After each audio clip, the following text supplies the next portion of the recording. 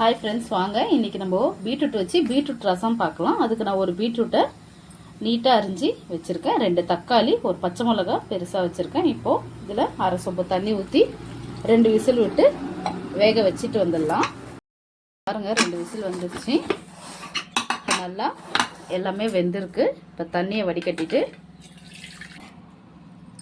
இப்போ பாருங்கள், இந்த தண்ணி சூடாக இருக்குல்ல, இதில் ஒரு நெல்லிக்காய் சைஸ் புளியை இந்த தண்ணியிலே ஊற வச்சுப்போம் ரசத்துக்கு. இப்போ இதை நல்லா ஆற வச்சு அரைச்சி கொண்டு வந்துடுவோம். இப்போ ரசத்துக்கு தேவையான மிளகு சீரகம், நான் 2 ஸ்பூன் மிளகு, 1.5 ஸ்பூன் சீரகம் எடுத்துருக்கேன், கொஞ்சம் பூண்டு எடுத்துருக்கேன். இது எல்லாத்தையும் பீட்ரூட்டையும் அதையும் அரைச்சி கொண்டு வந்துடுவோம். தனித்தனியாக அரைங்க. இப்போ பாருங்கள், மிளகு சீரகம் பூண்டு எல்லாத்தையும் ஒன்றும் அதிகமாக அரைச்சிட்டு வந்திருக்கேன்.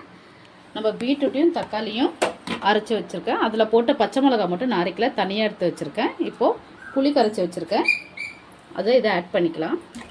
இப்போ புளி கரைச்ச தண்ணியிலே இதை பாருங்கள் ஆட் பண்ணியாச்சு. இப்போது இந்த பச்சை மிளகா எடுத்து வச்சுக்கிறோம்ல, இதை சும்மா அப்படியே பிசைஞ்சு இதில் போட்டுக்கலாம். நம்ம அரைச்சி வச்சுருக்க மிளகு சீரகம், கொஞ்சம் கொத்தமல்லி, கருவேப்பிலை எல்லாத்தையுமே ஆட் பண்ணி நல்லா பிசைஞ்சு விட்டுக்கலாம். இப்போ ஒரு அரை ஸ்பூன் மஞ்சத்தூள், தேவையான அளவு கல் உப்பு போட்டு நமக்கு தேவையான அளவு தண்ணி ஆட் பண்ணிக்கலாம். நான் ஜார் கவுன தண்ணியை கொஞ்சம் சேர்த்துக்கிறேன். நமக்கு எவ்வளோ ரசம் வேணுமோ அதுக்கேற்ற மாதிரி தண்ணி ஆட் பண்ணிக்கோங்க.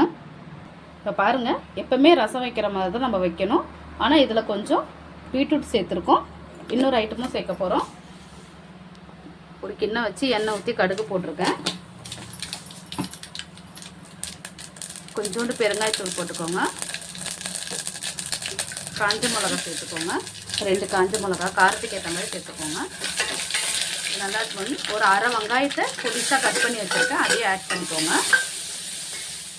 இப்போ பாருங்கள், வெங்காயம் கொஞ்சமாக வதங்கிடுச்சு. இப்போது நம்ம அரைச்சி வச்சுருக்க கலவையை ஆட் பண்ணிக்கலாம். எல்லாத்தையும் ஊற்றியாச்சு. ஒரு 2 நிமிஷம் மேலே பபுள்ஸ் வரைக்கும் வெயிட் பண்ணலாம். இதில் வெங்காயம் தாங்க ரொம்ப முக்கியம். எல்லாமே டேஸ்ட்டு கொடுக்குறது இந்த வெங்காயம், பீட்ரூட். கடைசியாக ஒரு ஐட்டம் சேர்ப்போம், அது 2 நிமிஷம் ஆகட்டும், சொல்கிறேன் என்னன்ட்டு.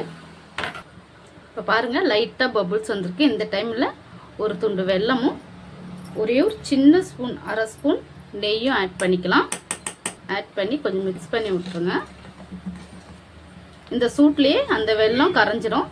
இப்போ சூடான சாப்பாட்டில் போட்டு சாப்பிட்டிங்கன்னா சூப்பராக டேஸ்ட்டாக இருக்கும். இந்த மாதிரி குழந்தைங்களுக்கு செஞ்சு கொடுங்க. பீட்ரூட்லாம் காயெல்லாம் கொடுத்தா பசங்க தூக்கி போட்டுருவாங்க. இந்த மாதிரி அரைச்சி ரசம் மாதிரி வச்சு கொடுத்தீங்கன்னா பசங்க நல்லா விரும்பி சாப்பிடுவாங்க. செஞ்சு பார்த்துட்டு எப்படி இருக்குன்னு சொல்லுங்கள். Bye friends.